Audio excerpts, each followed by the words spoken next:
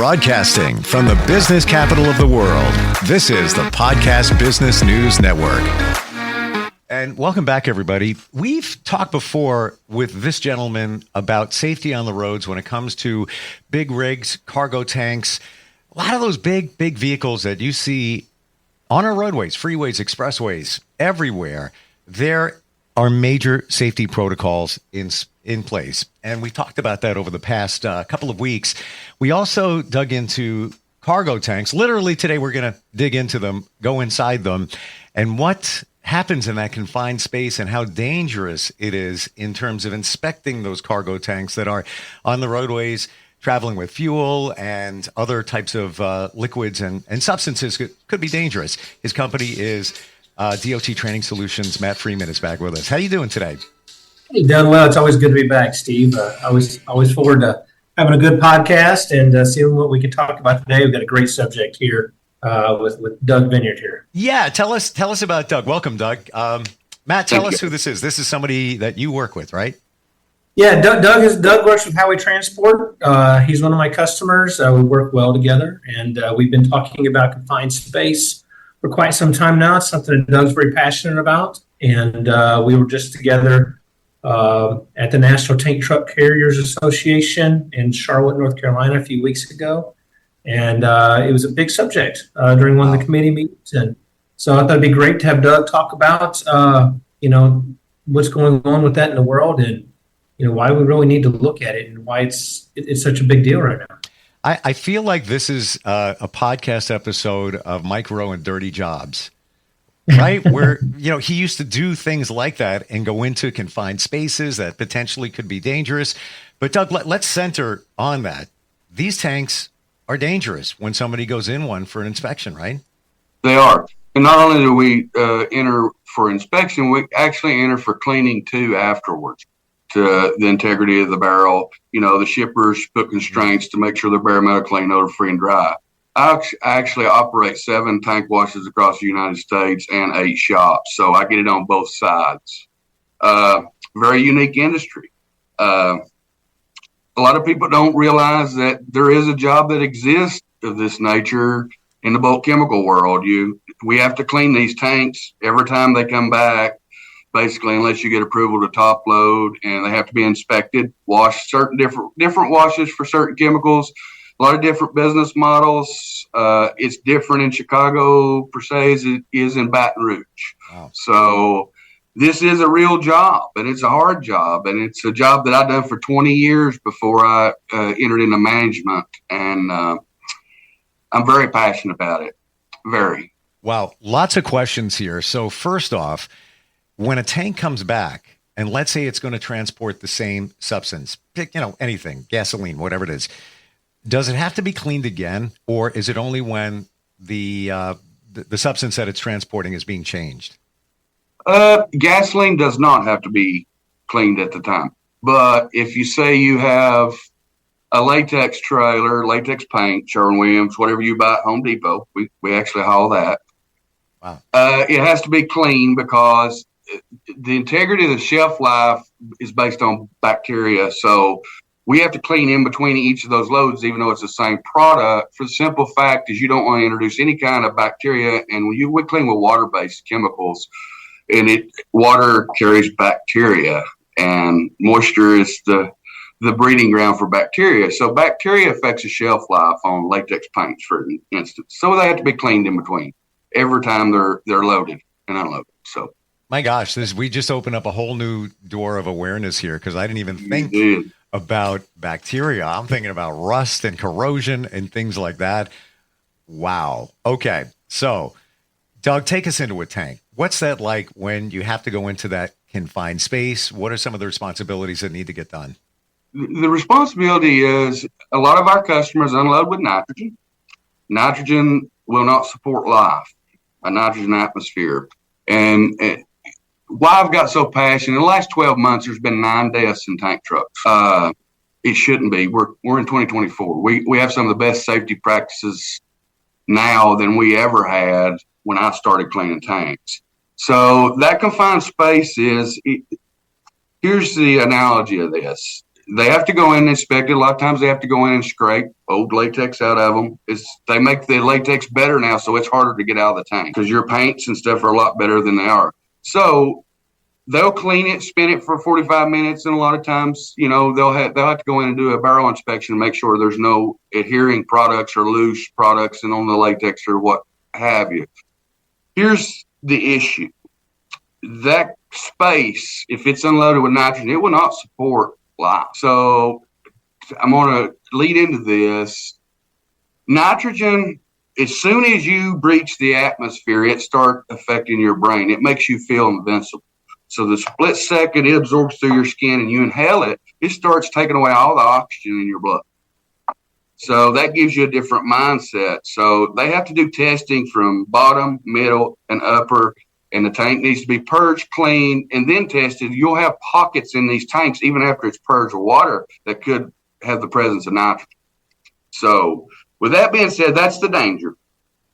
Now, from a tank cleaner's mindset, as I've wore those boots, they can't see it, hear it, or smell it. And I want to put it into an instance that everybody can understand. We have procedures set in place that you have to follow step by step. And you can't get in a hurry. You have to follow it step by step to keep everybody safe from even breaching the atmosphere. You cannot breach the atmosphere. So we have meters and things that's set in place to do that. So if it's followed, it's as safe as anything else. But I'm gonna put it in an analogy like a seatbelt. I grew up in the 70s, so there's a lot of vehicles manufactured without seatbelts. So now, that is an industry standard because the government and the public has said, we're not going to tolerate it. People need to wear their seatbelts. The same analogy has not been passed along with the tank washers. These people, they'll drop something in that trailer and they will make a bad choice because they're in a hurry. It's just like getting in a car, after you left your house and forget to put your seatbelt on. As soon as that first man goes down, there is horror stories. His buddy's sitting up top watching him. He's going down. He's down. There's been an instance where there's 5 to 6 people went down trying to save their buddy because they go into the instinct. It's that quick. Does that sum it up? No words. This is just and Doug, the deaths that you talked about this year, is that related to nitrogen? What seems to be the common theme here? It's in her atmosphere, whether it be CO2, nitrogen, or a dirty tank. There's a breakdown in the steps. And, my passion here is to get everybody in the industry together and say, we're not going to tolerate bad decisions.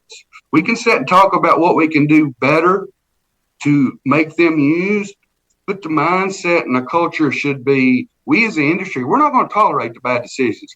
No, pressure is self-perceived in the tank cleaning industry. Nobody's asking anybody to go in a tank without doing the proper steps. Pressure, no pressure. There is a such thing, and it still exists as stop work. We've got to understand, and we can't dictate it and rule it and police it. And, we have to change our approach about it, and we got to change our culture. Because when these incidences happen, they don't talk about it because you got lawyers involved, you got OSHA involved, you got all these people coming in. They want to know how it happened. And, they're going to get you over a checkbox on a confined space permit. But at the end of the day, most of these instances are because somebody made a bad choice. Yep. Yeah. How do we change that mindset? How do we get people talking about it and educating one another? And that's my job as the national chair of the Tank Cleaning and Maintenance Council. We had a round table, and I wanted to get everybody together in a casual conversation. Do not point fingers. How do we get better as the peers and the leaders of this industry to let everyone know we're not going to tolerate bad decisions? We're not asking anybody to do anything that's going to be unsafe. I have a zero tolerance for violation of confined space program. I would rather you be living and breathing and walk out of my facility without a job is to be took out of there on a meat wagon. It's that simple. One of the things here, just Steve, real quick, is there's policies and procedures that go in before you get into a tank. So every facility who conducts confined space, as is going into the cargo tanks, has to have a policy, and they have to follow that policy. And when OSHA and some of the others groups come in and look and see what happened. You know, they're checking the boxes. Did that particular individual follow the policy? Was everything followed there? And some of the things that, happen is what Doug's talking about is training.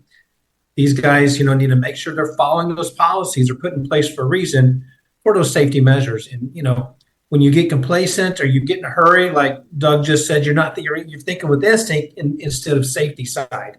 And you go dive in, next thing you know, you got 1, 2, or 3 people down because of their instincts and not following the policies.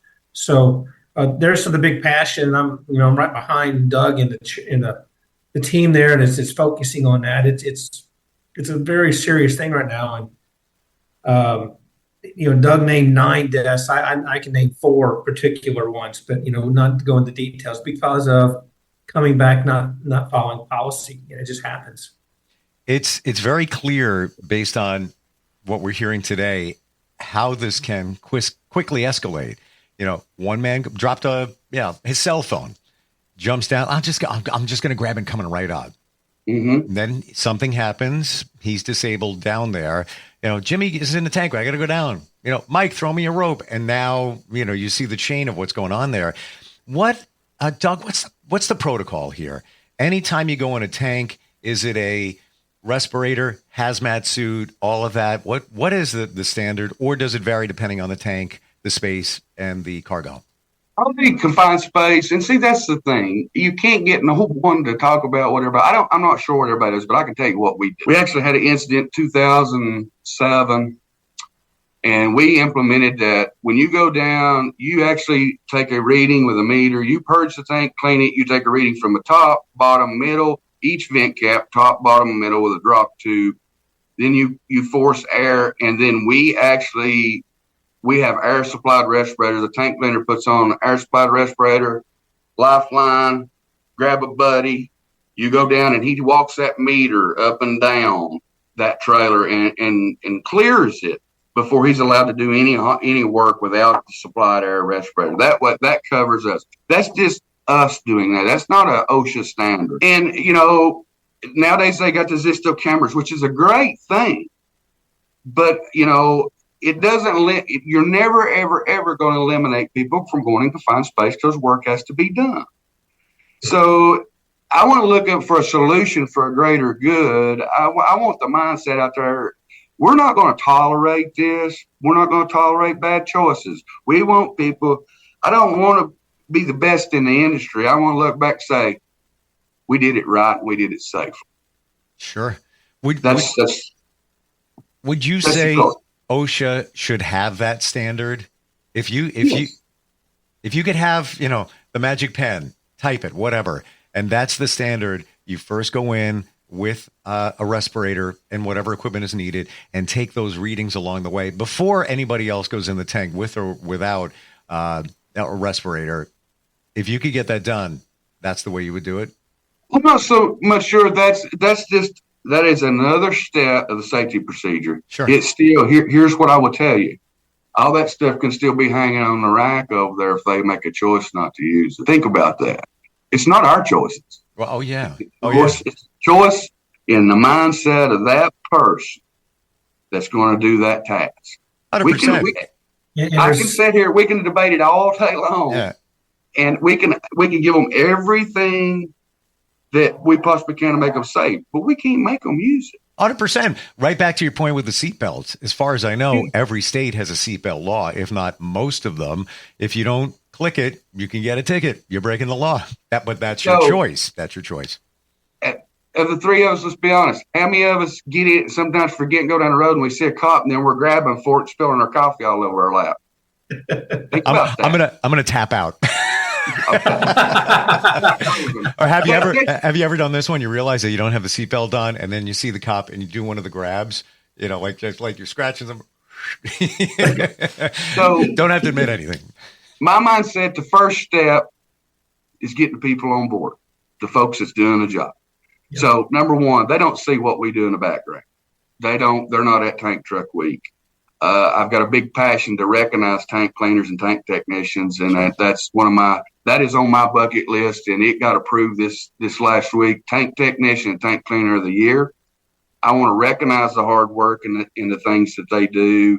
And that we start changing the culture, we change the people. I'm a big believer, you fix the people, you fix the rest. It's not about me. All I can do is direct and guide. I want to change that mindset. I want everybody in my racks to understand that I do care about them. We as an industry care about them, and we want them to do it the right way. It is the mindset, because you could see some of the men say, I already did that, I'm going to jump in, get it done. Flipping the mindset to say, I'm not going in there, got to be safe. It's got to shift that. Stop and think. Stop and think. But look at the seatbelt law. That started in the 80s. I want to say mid 80s. That's how long that took for the mindset. And again, to the point, not everybody uses them all the time. Matt, what are your thoughts here this far into what we're digging into? Well, Doug's agree. We've had some very passionate conversation about this, and I'm 100% behind him. I really, I'm all about safety, right? And, training is what I do about 100% of the time, and consulting with that. But it's about change. I agree. Change the mindset. It's that I go back to always using muscle memory. You got to get these guys used to doing a routine, and not just used to doing it. Don't get complacent. Use the routine you're taught. Like Doug's saying, we got to change that mindset. You don't just think, oh, hey, I got to go jump in there real quick. It's only going to take a second. It don't take even a second for something that bad to happen. If we could change our mindset, like if the company policy says they have to put the jumpsuit on, okay, they need to put the jumpsuit on. Yep. Okay, if they're supposed to wear a respirator or whatever it is, they need to do that. Again, certain things aren't always required depending on the atmosphere of that tank and what's been detected. But there are things that seep into these, how should I say that, Doug? Pockets. Yes. And that's where some bad stuff could be. The whole tank might be clean, but there might be one air pocket there that it missed, and that's when something bad can happen. You don't know. So the mindset here is change that to more of a safety mindset, to take caution on whatever they do. And if we can do that, like Doug's saying, when people start changing, the word's going to get out. People are going to start doing things, kind of like the seatbelt rule. Now everybody's automatic things to put the seatbelt on, even if you're supposed to or not. We want people to know that, hey, I got to grab the gear. That's how I was taught. Don't just go jump in a tank real quick. And dropping a cell phone and little things like that is not uncommon to hear about, because people like taking pictures. I see something bad, I'm going to stick my camera in and take a picture. Wow. What happens? They drop their cell phone. That is a great example. And that happens probably more than we know, right, Doug? It does. And it's the simple things. And it's your permit's good for 2 hours. Here's, everybody says tenure. Well, I'm going to tell you something. I've got regions that tenure brings bad habits because they're smart. They adapt to the business model and they think it never changes. Give you 2 examples here. This emulsion load, which is latex. I know the customer. I've been to the customer. The air unload. It's fine. I always jump down in here. But guess what? Driver showed up this morning. Their compressor was broke. They had to use their nitrogen compressor to unload it. They unloaded this load with nitrogen, which didn't hurt a thing on the shipper, the customer's end. And law does not. We do not have a law in place that if you put nitrogen in a tank, you have to tag it. They don't tag them. So it comes back. I've done this for 35 years. It's just they just aired it off. I just dropped my phone and I'm gonna jump down in there and grab it. Boom, done. It's that simple. It's the things they don't recognize. And I was sitting here thinking about before this call, and it's just, I want to say this. We start scraping their trailer. We've done cleared that trailer. The trailer's a little warm because these tanks are usually about 100 degrees. It's 40 degrees outside. He parks it out on the yard, and I was walking around on the yard this morning, and I looked. Driver's backed up there with his stack right at the dome lid. That tank's sitting in a cooler. He's rejigging his truck. Guess where all that CO2's getting vacuumed into that tank as it's cooling off? That had already been inspected and had work done in it. And that old school guy's going to hook a truck to it, pull it back in there and say, well, I've already done it. I've done everything I'm supposed to. I'll just carry the meat. It's got CO2 in it. It's the little thing. If you change that mindset culture, it's no different than training people that's going to war. They know they're fixing to get shot at, so we train for it. We change their mindset and feel good about what they do, feel proud about what they do. And that is the root of what we need and the foundation of what we need to start getting everybody on the same page. The industry should not tolerate bad choices. It's a great point with the tenured employees, because the mindset there, I'm sure, is I've been doing it 30 years and I never had a problem. I'm just going to jump in. Yes. And there's where it begins. Tell me about that committee that you're part of, Doug. I'm the national chair of the Tank Cleaning and Maintenance Council for the NTTC, which is a national tank truck. That is all the bulk shippers in the industry, and we only make up 5% of the whole trucking industry. But we're the first ones to put raws in. We haul raw materials, and 70% of the plastic in your car comes from isocyanates, which we haul. So we're the first start of production. This committee was put together, I forget, back in it, and every 2 years you're nominated committee. I actually have a vice chair of the maintenance council and a vice chair of the cleaning council, and they're all from different companies. The tank cleaning and chemical industry is a very small, tight-knit industry, and we all know one another. All the tank washes were built by carriers way back when, and then you had certain groups that buy them up and, commercialize them, but they were built to the business model at that time.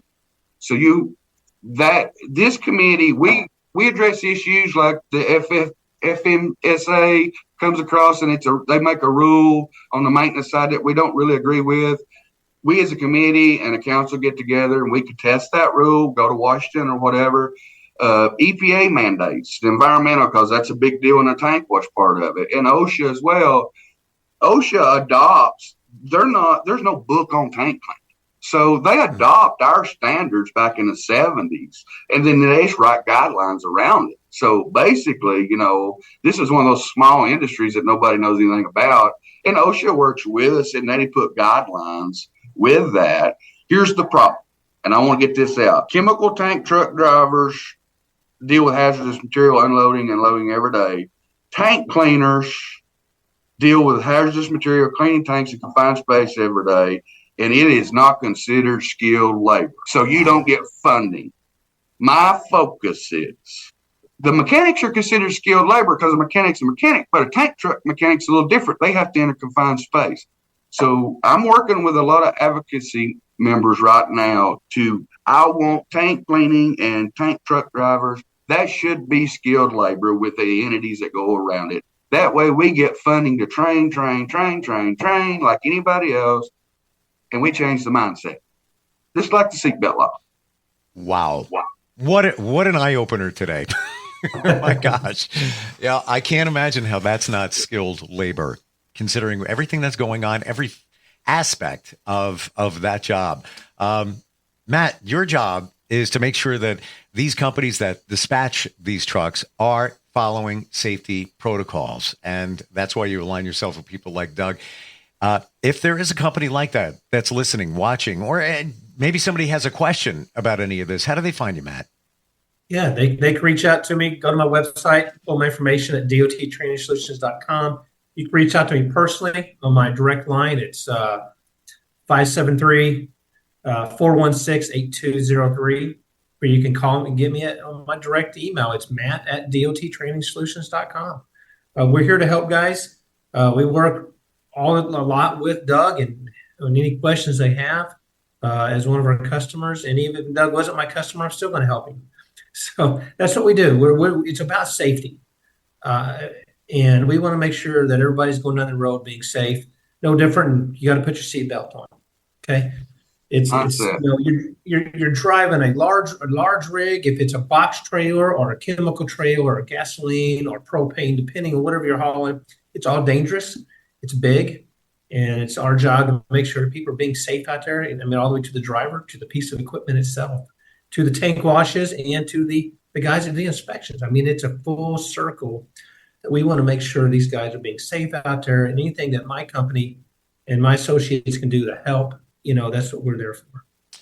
I have to tell you, we started this conversation with these words: confined space chemicals. Right away, sounds dangerous. Had no idea what was involved here and how deep this goes. And you're both essentially in the trenches or the tanks. And thank you for helping spread the awareness about something that is so important. I appreciate you both for being here today. Thank you. Thank you. All right. Thanks, Steve. We'll Take be care. right back.